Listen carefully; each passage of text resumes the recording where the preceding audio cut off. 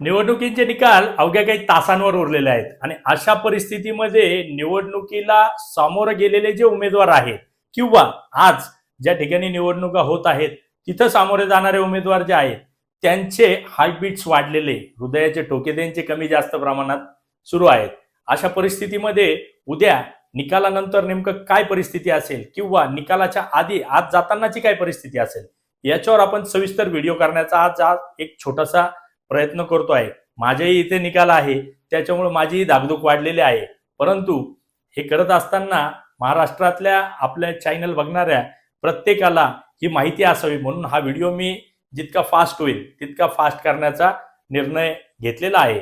आपण आत्तापर्यंतही केतन खोरे पाटील हे यूट्यूब चॅनल सबस्क्राईब केलेले नसेल तर ते सबस्क्राईब करावे एवढी विनंती करतो आणि व्हिडिओला सुरुवात करतो. सगळ्यात महत्त्वाचं, तुम्हाला मतमोजणीला जाताना तुमचा मोबाईल जो आहे तो सोबत न्यायचा नाहीये असं प्रशासनाने निर्देश दिलेला आहे.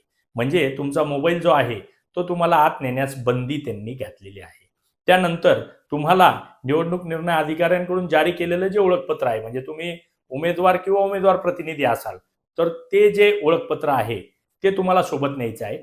त्याच्यासोबत तुम्हाला आधार कार्ड, पॅन कार्ड, मतदान कार्ड किंवा ड्रायव्हिंग लायसन्स म्हणजे ओळखपत्रातला दुसरा एक प्रकार त्यापैकी एक जे आहे ते घेऊन जायचं आहे. निवडणुकीची काउंटिंग कशी होणार आहे या संदर्भात आपण डिटेल व्हिडिओ केलेला आहे. परंतु काउंटिंग झाल्यानंतर तुम्ही कोणते पथ्य पाळले पाहिजे किंवा त्याची आचारसंहिता पोलीस प्रशासनाने कशी जारी केलेली आहे याची माहिती आपण या ठिकाणी घेणार आहोत. आमच्याकडे अहिल्यानगर जिल्ह्यामध्ये पोलीस प्रशासनाने सार्वजनिक ठिकाणी डीजे वाजवण्यास किंवा ढोल ताशास बंदी केलेली आहे. म्हणजे सार्वजनिक ठिकाण जे असतील, रस्ते असतील किंवा सार्वजनिक एखादं मैदान असेल त्या ठिकाणी डीजे वाजवण्यास आणि ढोल वाजवण्यास बंदी केलेली आहे. त्यानंतर त्यांनी तुम्हाला परवानगी मिळाल्या ठिकाणी तुम्ही समजा पदयात्रा वगैरे जी ती काढणार असाल तर त्याच्यासाठी तुम्हाला दिलेला जो रूट मॅप असेल त्याच्या पलीकडे जायचं नाही असा निर्देश दिलेला आहे.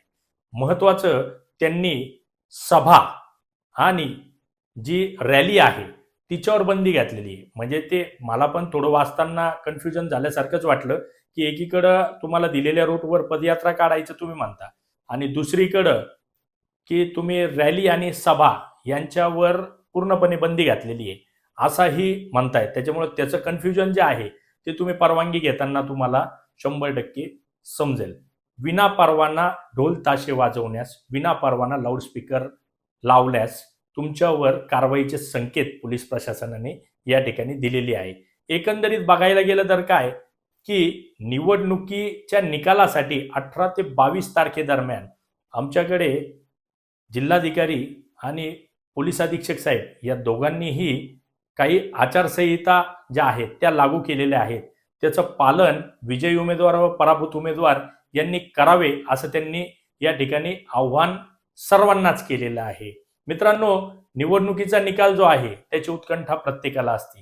तुम्ही काय पेरलेलं आहे, त्यानंतर काय उगवणार आहे आणि निवडणुकीच्या दिवशीच्या सगळ्या प्रक्रियांमध्ये म्हणजे साम दाम दंडभेद ह्या ज्या प्रक्रिया असतात याच्यामध्ये तुम्ही कमी अधिक प्रमाणात किती पुरले आणि किती उरले याचा सगळा परिणाम त्या निकालावर होतो. विकासावर निवडणुका व्हाव्या यासाठी मी स्वतः आग्रही असतो.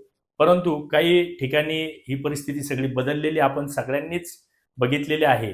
तरीही याच्या पुढील काळासाठी विजयी होणाऱ्या उमेदवारांना मी शुभेच्छा देतो.